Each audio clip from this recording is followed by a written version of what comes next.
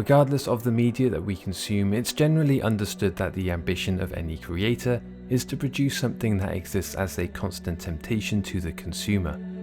This is no less apparent in games, especially during their opening sequences. It's no coincidence that the introductions to games commonly feature a mix of high-octane action set pieces to prop up what would otherwise be mundane tutorials. Explosions and gunfire and breakneck speeds are introductory norms. Of course, if a developer is producing a game that includes high-octane action, chances are that action will also be home to many of the game's USPs. If that is the case, blood-pumping thrills of combat and death-defying stunts will be teeming throughout the game's duration. This all lends itself perfectly to the idea of existing as a constant temptation to the player. As long as the controller is gripped tightly within the adrenaline-fueled hands of the player, it's unlikely that player will put that controller down. But I'm not here to talk about hyper-violence and explosive spectacles. Today I'm here to meander through the moments of tranquility and calm, to drift gently among the waves and sounds of game design, seeking and hopefully finding peace. You are welcome to join me.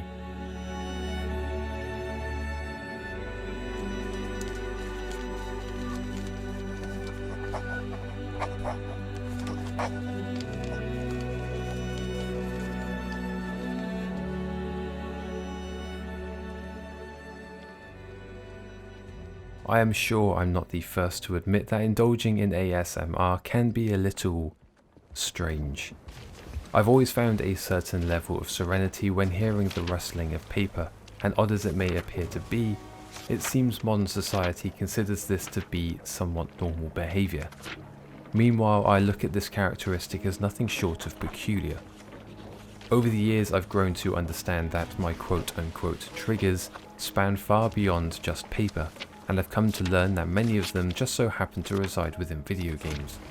Similar to the action-packed introductions to games, this is not coincidental. Audio design is painstakingly tested and retested to ensure that they achieve exactly what is intended. A scene that is meant to evoke comfort and rest will be carefully constructed with fitting audio design being at the forefront of the objectives. It's likely not a surprise to learn that Firelink Shrine, Meadow and Hunter's Dream are locations that often swaddle me in their music and tranquil atmosphere. From the soothing tones of their respective musical ensembles to the absence of any combative threat, the Soulsborne hubs are difficult to compete against with regards to their ability to offer stillness, even down to the near motionless NPCs. But what helps to make these locations so calming is the use of a firm juxtaposition from the game's primary experience. By virtue of the game's design, I feel Dark Souls to this day is the leading example of providing the player with the greatest sense of relief. While Meadow for me personally might don the crown for music and scenery, it will always be the shortcut from Undead Burg to Firelink Shrine that I associate most strongly with safety. But while safety is paramount to tranquility, safety alone is not what we seek. Let's continue our search.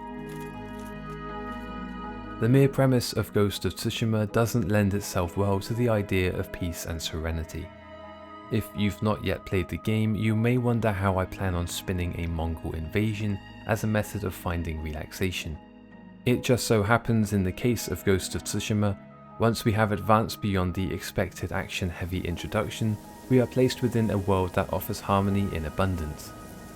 The pampas grass will gently ripple as the wind floats across an open plain. A forest will steadily whisper and tap as the bamboo periodically shifts to let moonlight glimmer through its tall stems. An abandoned homestead will remain silent, save the remnants of footsteps now echoed only by our own. Through its brutality and darkness, Ghost of Tsushima's soft touch and repose illuminates, perhaps most poignantly, through the inclusion of haikus. Finding these places of solitude across Tsushima's war-torn lands provides brief moments of beautiful cinematography and complementing music. But all too soon we are shunted back to the reality of death and destruction as our way of life is torn to shreds by our enemies. The peace that we are seeking evades us still.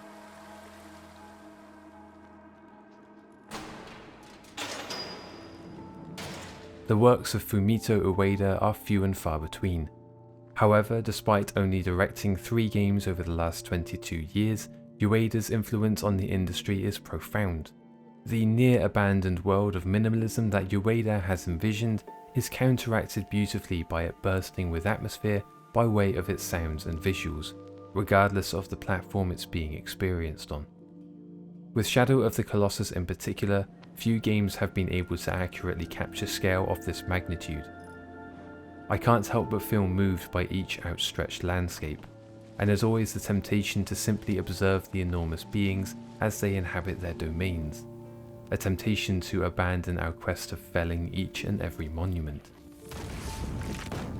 The enormity of Ueda's work deserves every bit of praise, but I will often find myself enamored by the smallest incidental details that provide a level of calmness and blissful solitude unmatched by almost anything. The slightest audible sound of Agro's leather bridle stretching as Wonder mounts his steed, the echoing of hooves through a temple, or the crunch of gravel beneath the feet of boy or beast. The near constant ambient hum of the Forbidden Lands until we reach an area of seclusion and shelter from the elements.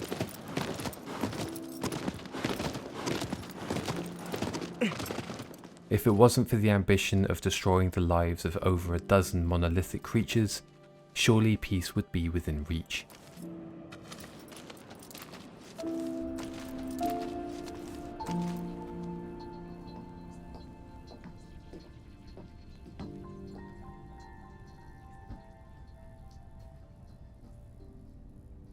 The opening sequence of Season: A Letter to the Future sees the delicate opening of a journal. Its pages slowly fold over to reveal the sketch of a playable character. Her voice is immediately kind. It's contrasted against a looming prophecy that tells us of a great change that will befall her world, and that nobody knows what this change will bring. She talks about how people were afraid. She talks about how she's begun to ask more questions than ever before. She talks about her dad. She is given permission to leave her home, a small village in the mountains, to document the world before this change begins, and to place whatever she collects in a vault, safe from whatever turmoil this great change delivers. I have very little doubt in my mind that the creators of Season: A Letter to the Future wish there was some way of imparting all 5 senses onto the player while playing this game, but it almost feels as though access to those 5 senses is granted. So we embark upon a journey that sees us explore a beautifully constructed game. A game that centers around the appreciation of the sounds, sights, taste, smell, and feel of our surroundings. And throughout the whole experience, we will have found peace.